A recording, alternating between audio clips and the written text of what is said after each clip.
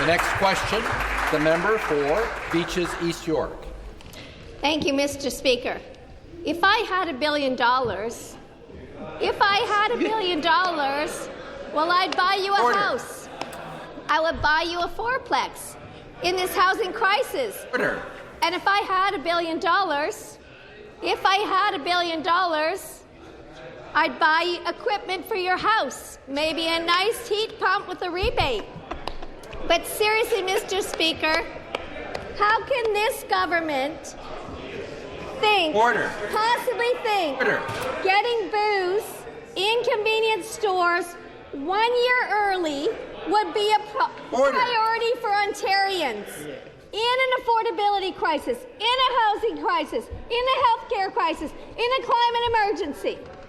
Mr. Speaker, my question to the Premier, are you that nervous about the next election that you have to resort to gimmicks? Minister of Finance. A lot to work with there. Get her a Juno. Mr. Speaker, through you, thank you for the question from the member opposite. Mr. Speaker, colleagues, you know why we're here? It's her party that signed one of the worst contracts in the history of the province, a 10-year monopoly. Order. A 10-year bad contract. Ottawa South, come to order. The members agreeing with that. Mr. Speaker, you know, let's take a look at what this is going to do for our economy, because clearly the economy is paramount on this side of the House. Economic prosperity, good jobs for people. You know, the study from the Convenience Industry Council of Canada projects 7,000 to 7,500 new jobs in Ontario and $165 million to invest in convenience stores. Response. The study also estimates up to $213 million in new annual tax revenues, 69% of which will go to the province, Mr. Speaker. Thank you. Supplementary question. Mr. Speaker, well, if this government is looking for areas to spend money, I have a good list for things in Beaches East York.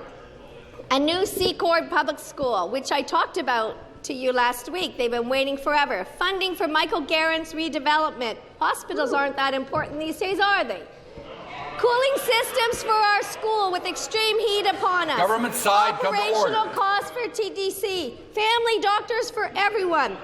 More affordable housing, especially assisted living. If I had $1 billion, I would invest in Ontario. Yeah!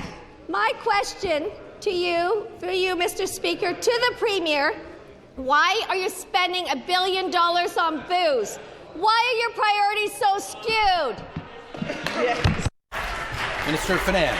I'm going to correct the member opposite, Mr. Speaker. We're not spending $1 billion. We're spending $200 billion on health care, on education, on social services. I'm going to correct the member opposite.